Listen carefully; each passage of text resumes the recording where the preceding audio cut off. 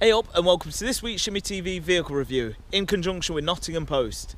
This week we're testing the Audi S3 and that's courtesy of Treadmark in Nottingham. Thanks a lot and let's have a look.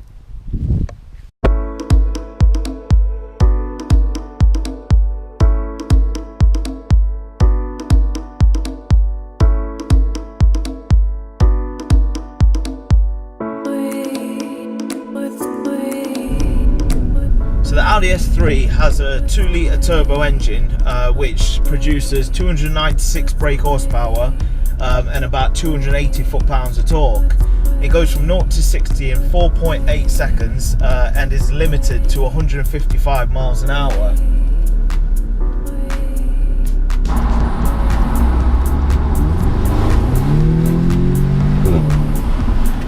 The power delivery with the S3 is really quick and really precise. It's power kicks in roughly around about, it is as low as 1800 revs. I really do like the feel and the power of the little 2-litre turbo, and it feels like it's quite I mean this in a positive way, it feels quite strangled. The reason why I say I mean that in a positive way is there's a lot more potential that can be had from the engine. I can imagine if you get one of these S3s and you had an intention of tuning it slightly, which I can imagine quite a few people would, I think you'd find a lot more power out of the 2-litre turbo quite quickly without a lot of modifications. And we are good friends. For the performance you're getting, the S3 really isn't costing you a great deal to run. If you're taking your time, you'll get 40 miles to the gallon from the S3, and the tax bracket is tax band G. So again, it's not costing you an arm and a leg. I think that works out about, I can't even remember, it's about 200 odd quid for the year to tax it. Unlike the R8 that I reviewed just recently, the S3 comes with twin plate, fucking hell, what's wrong with me?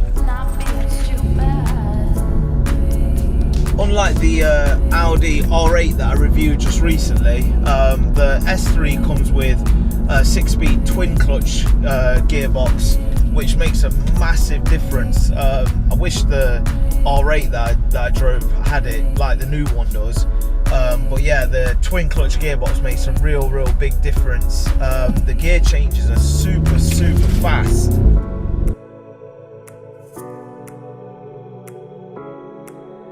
The suspension on the S3 is 25mm lower, and it's also stiffer than the standard A3, all in aid of getting the S3 into the corner and out of the corner faster and more stable. You do find that if you push the S3 really hard through corners, it tends to understeer. You don't really ever get any oversteer, but yeah, you'll get quite a lot of understeer.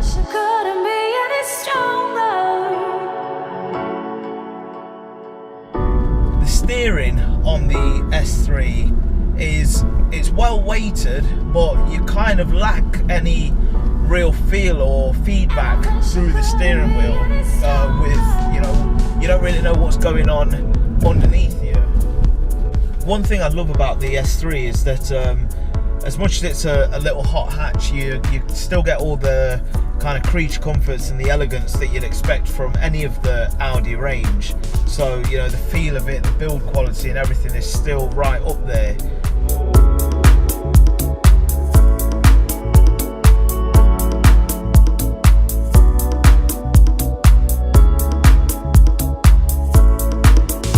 The S3 not only drives awesome, it looks awesome as well, with its 18-inch alloys, which don't look, ridiculously big, but they also don't look too small. They're just right for the car.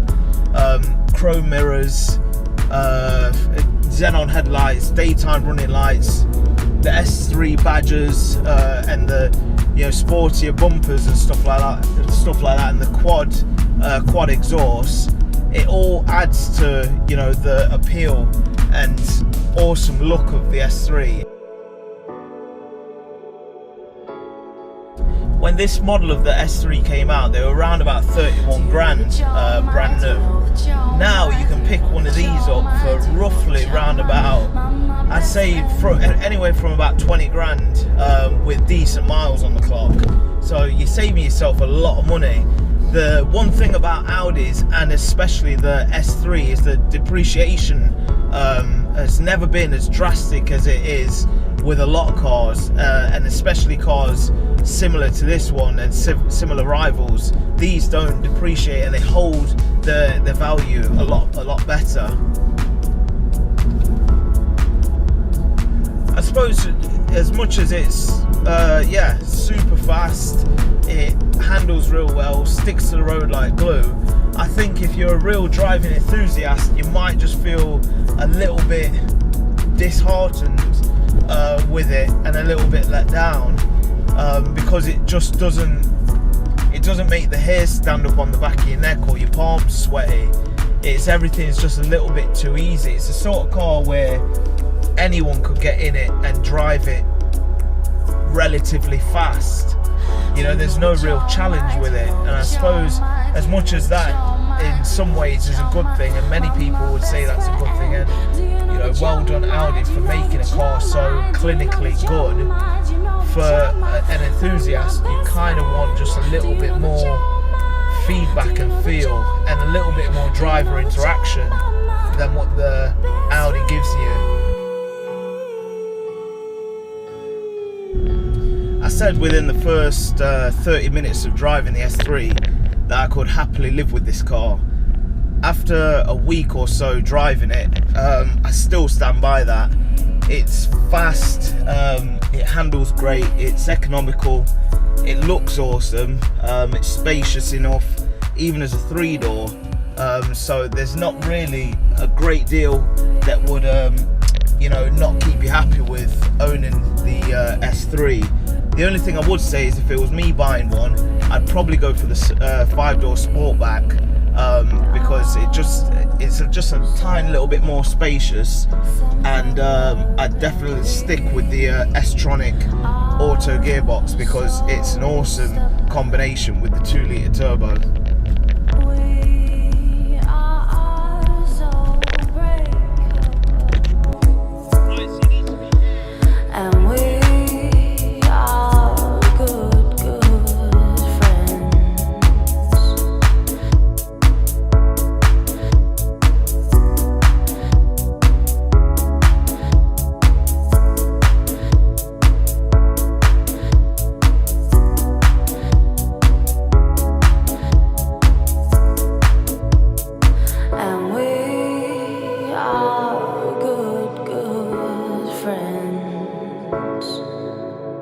There's no one more reliable, more incredible, no one else I can trust to be there.